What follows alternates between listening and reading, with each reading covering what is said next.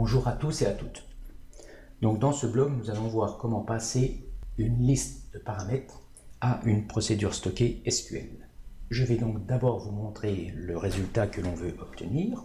En fait, je vais obtenir dans une feuille la liste de mes lignes factures, voilà, donc dans une table Excel, mais seulement pour les produits que je vais passer ici en paramètres. Donc l'intérêt, c'est que l'utilisateur peut de son côté dans Excel facilement ajouter des éléments à cette liste, et dès qu'il fera actualiser la procédure, la requête pour query, récupère les éléments de cette liste, les passe à la procédure stockée SQL, qui elle me sort le résultat, la liste de mes lignes factures,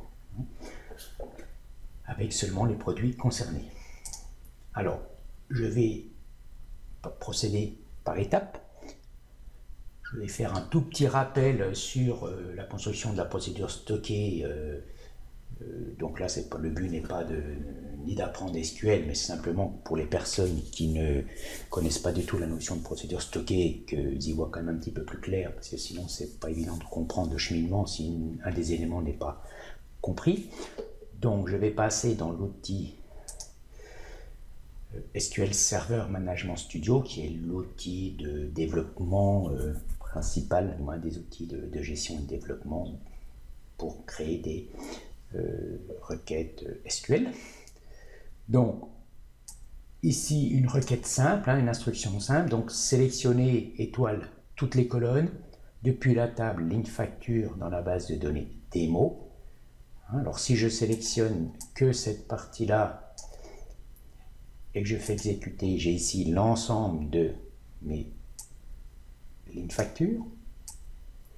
Et si je rajoute ici where produit, donc seulement pour les codes produit ID, in, qui sont compris dans, et ici on passe la liste. Et donc si maintenant j'exécute cette, là je n'ai plus ici que les deux produits que j'ai sélectionnés. Donc, ça c'est une instruction simple, ce n'est pas une procédure stockée. Une procédure stockée, on va transformer cette instruction. Voilà. Donc ici, donc voilà, on lui dit qu'on crée une procédure, ainsi de suite. Vous voyez ici, on passe, l'instruction c'est la même. Simplement, on a défini un paramètre qu'on a appelé liste ici, et on passe ce paramètre ici. Donc ça, c'est la construction de ma procédure. Une fois que je l'ai créée, je peux l'exécuter. Et donc, pour l'exécuter, on lui dit donc exécute la procédure que j'ai appelée listFree. Et on lui dit, voilà, en paramètre, tu vas récupérer cette liste-là.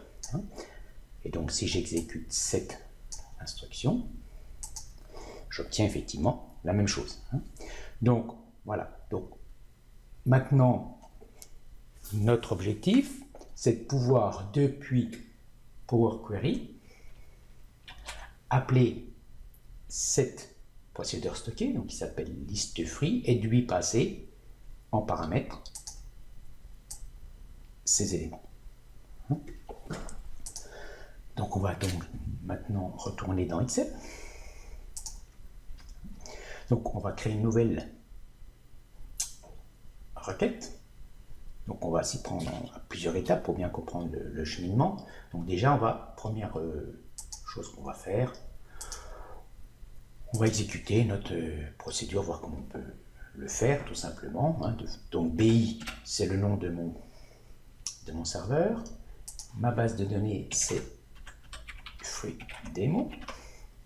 Et ici, instruction SQL, je peux, CTRL V, passer le texte de ma requête, qui appelle donc ma procédure stockée en lui passant toujours les mêmes paramètres.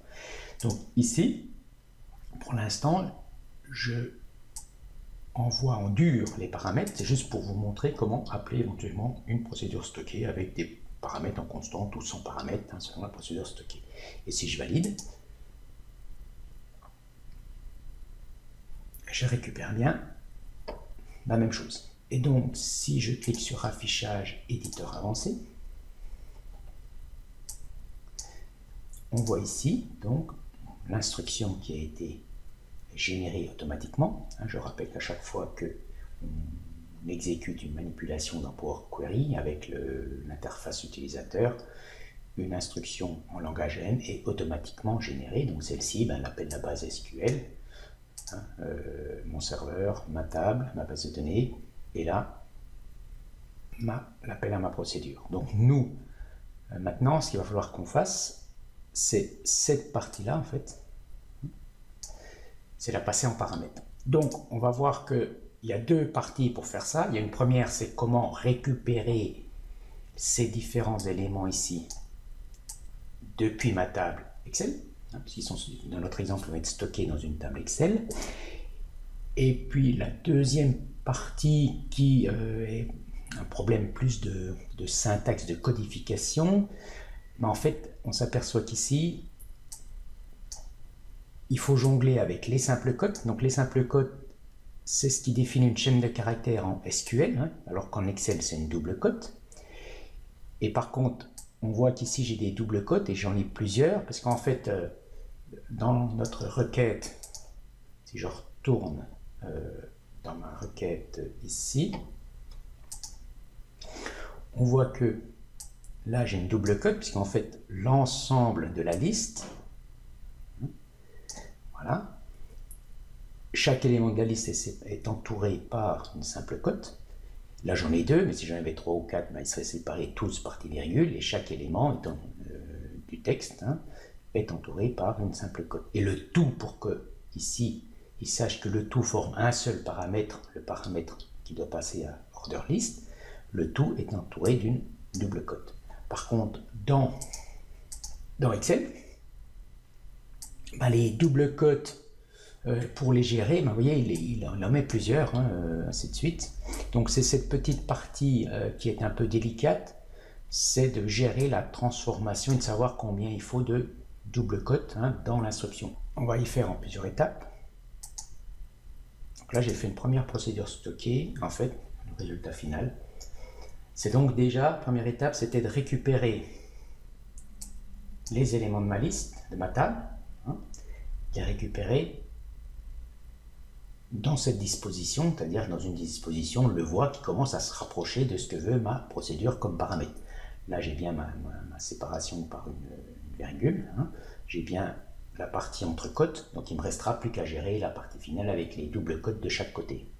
Donc c'est passé de cet état-là à cet état-là. Donc pour ça, on va revenir au début, donc source. Donc là, tout simplement, par l'interface, la première instruction, c'est à partir, quand vous générez ici, si je ferme, on fait donc, on se met à la table, à partir du tableau, et on arrive à ce niveau-là. Donc ça correspond à l'instruction Excel Current Workbook, name free. Donc en fait, il va chercher la table fruit, puisqu'en fait, cette table, je l'ai appelée fruit, et il récupère le contenu. Si je retourne dans ma procédure, voilà. Donc ensuite, j'ai ajouté une colonne, donc en faisant donc ajouter une colonne personnalisée. Voilà, c'est je clique sur les paramètres, donc je lui passe donc le simple code. Donc le simple code, je l'entoure, comme c'est un texte que je dois passer, je l'entoure de deux doubles cotes, chaîne de caractères tout simplement, et je double-clique sur free, je récupère free, donc qui est ma colonne, et concaténation, de nouveau le simple code, on ne voit pas toujours visuellement, entouré de deux doubles cotes, comme une chaîne de caractères. Et je valide, et donc là je récupère bien mon texte entouré. Je peux supprimer la première colonne, je n'en ai plus besoin, je la renomme, et là je vais transformer ça sous forme de liste, qui dans un premier temps transforme une table en liste.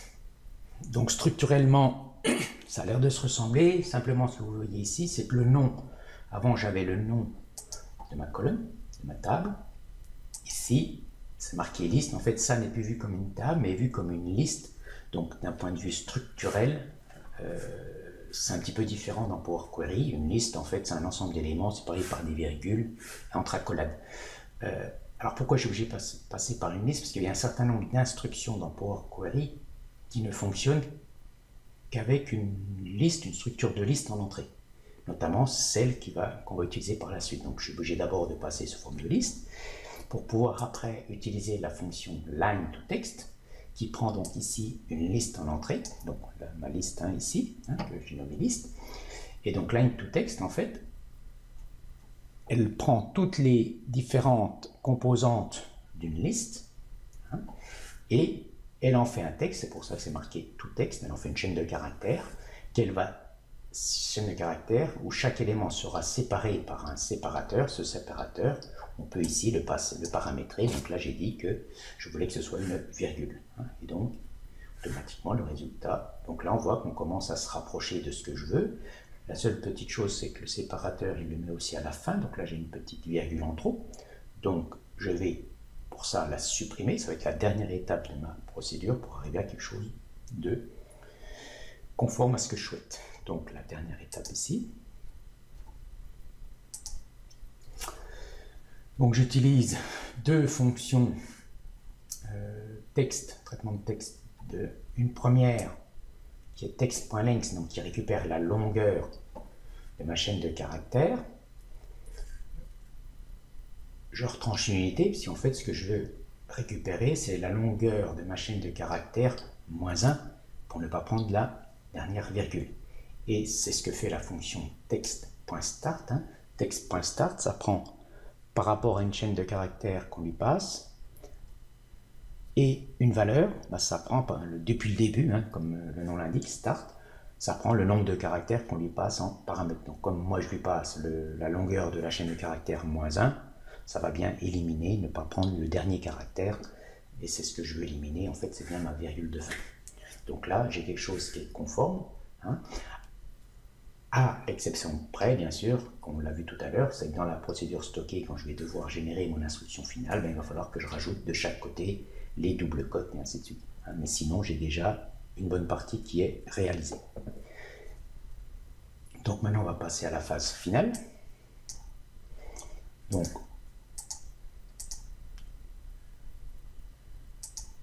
ici, en fait, je retrouve ce qu'on vient de voir.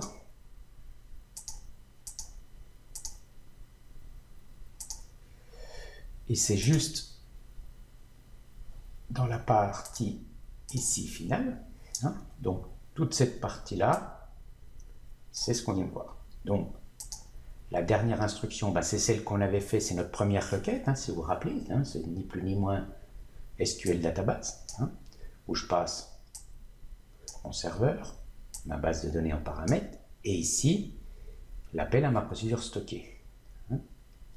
Donc là, j'ai procédé en deux étapes. Je crée une variable où je rajoute ici, vous voyez, il en faut 4 en fait, pour arriver à obtenir, voilà. Donc là, en mettant 4, j'obtiens bien ce que je veux. Finalement, c'est un seul double code de chaque côté.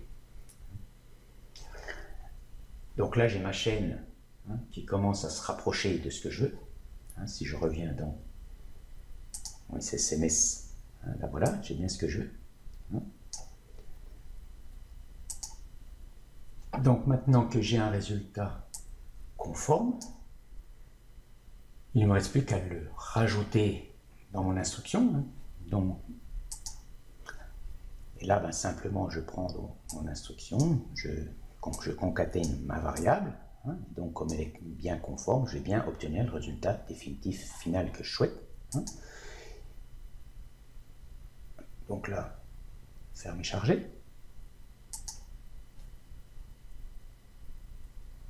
Et si on veut voir fonctionner, je peux donc ici par exemple rajouter lf-echa101 par exemple. Donc là j'ai fait une modif, j'ai juste à faire actualiser. Et ici, il m'a bien pris. Normalement, voilà, j'ai l'echa101 qui est pris. Donc maintenant, voilà, d'un point de vue interface, il suffit que là, voilà. Donc l'utilisateur, lui, peut rentrer à sa guise les éléments ici, hein, et donc nous, on ajuste automatiquement, ils sont passés à la procédure. Voilà donc pour cet article, et donc merci pour ceux qui prennent le temps de visualiser complètement les vidéos, et à bientôt, au revoir.